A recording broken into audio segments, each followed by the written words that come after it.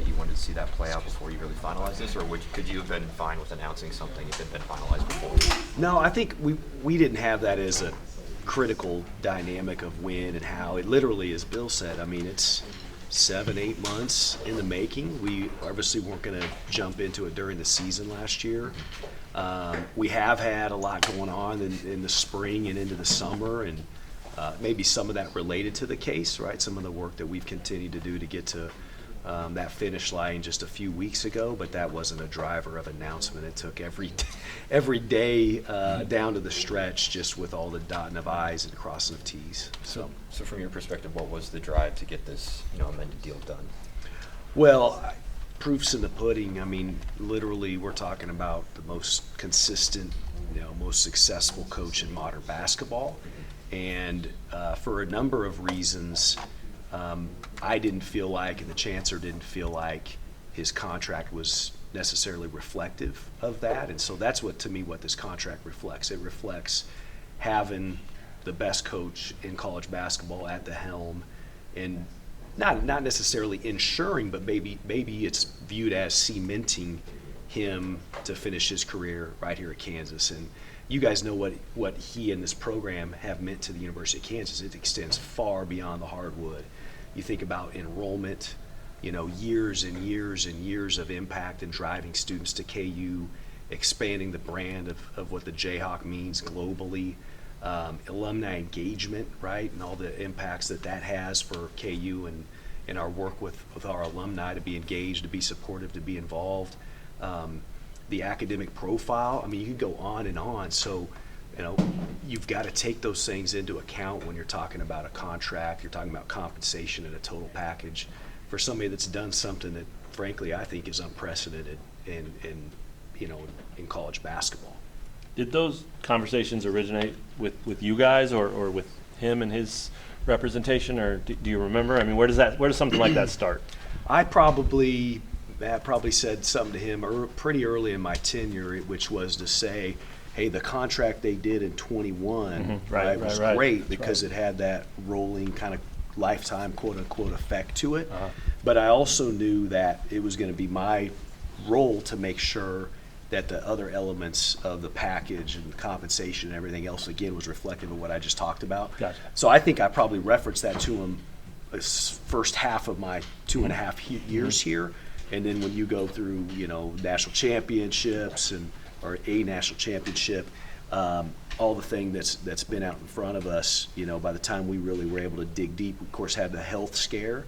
So I think it was important for us to make sure that the conversation was bigger than just his contract at KU. It was, hey, health at the forefront. How are you feeling? How are you projecting in terms of your desire to continue coaching? All those kinds of more, life kind of conversations is really where it activated back in, late March probably. Okay. And then, from there you get into some of the depth of the contractual stuff. What was the relativity of the IARP decision and this announcement? Well, I think I tried to describe that a little bit, which is to say that the IRP process and the cases had taken an extensive amount of time, energy, conversations. I mean, obviously you can imagine a lot of the conversations Bill and I have had over my tenure here have been related to that, and making sure we continue to have great alignment, making sure we've got the right, plan and strategy and so on and so forth. So the relationship is really that it's been a really significant workload for everybody at the university, and certainly for the AD and certainly for the head basketball coach. But other than that, it was just the progression. Am I pleased that that's behind us? First and foremost, I'm pleased it's behind us and we're moving forward. And I think it fits well that we then have this a great announcement yesterday to celebrate, I think, what is representative of the future of Kansas basketball. I know it's written into the contract that you and he will, at the end of the 25 to 26 season, discuss the terms again. Just how'd you arrive at that particular juncture? Yeah, that feels a lot sooner now than it did when we were first starting to talk about it. That's only 2.5 years out. I think, again, part of his answer, right, of, well, are you going to do this till you're 73, 75, 68, and all the unknowns that are out there?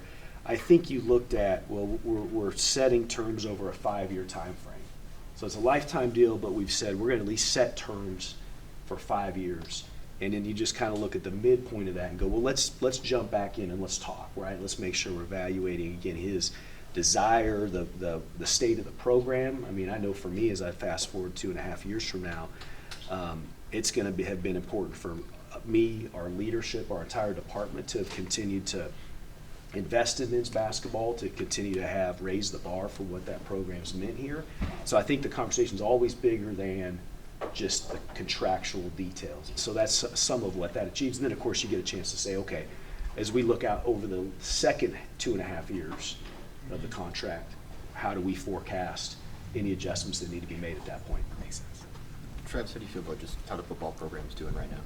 Just the run it's been able to have. Yeah, no, it's been a lot of fun. I mean, I think, the Oklahoma win was exciting and emotional for a lot of Jayhawks for a whole host of reasons, but I think you could make the case that going on the road to Iowa State made even potentially a stronger statement about the state of the program, where you guys all know 2 years ago in Ames what statement that made, right? And just 23, 24 months later for this program to string together incredible back-to-back wins. It shows that it's not just, we didn't just play well last week or the week before. We've got a program now. And so I think that to me is the most exciting aspect.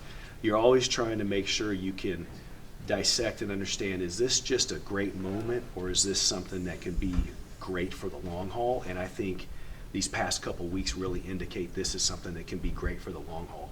Travis, would you ever consider a lifetime contract for Lance Leipold?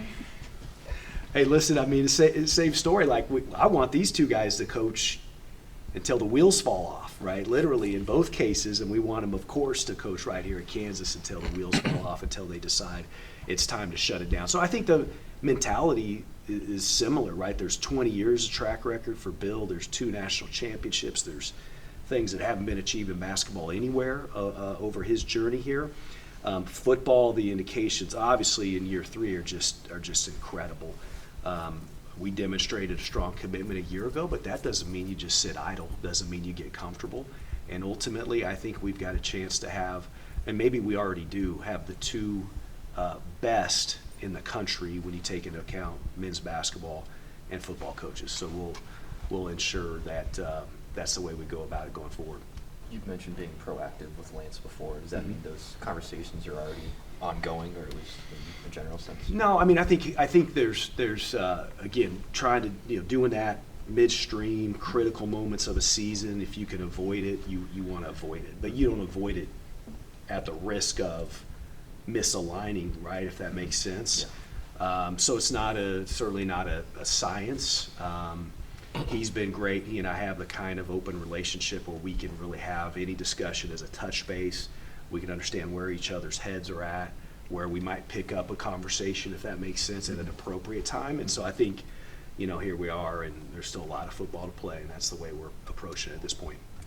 Even with his restructured deal last year, is it flattering to you that the speculators are out there mentioning his name? You're talking Lance, that is? Yes. Yeah, it's a heck of a lot better than the alternative, right? where they're talking about, well, here we are again, it's not working, and this AD can't make a hire, and what the heck are we going to do next time? So we sure take it over that. No, it's actually, I think it's really good, and I think anybody, I got to be careful here, anybody with half a brain, maybe I am not that careful, knows that what he's doing and what he's done here is incredible, and that it's not just because, and it's not just getting breaks. It's because he's a program builder, and we're living and experiencing that at a level that, most of us, whether that be people here locally or regionally, or even the country who follow college football closely, don't fathom is possible.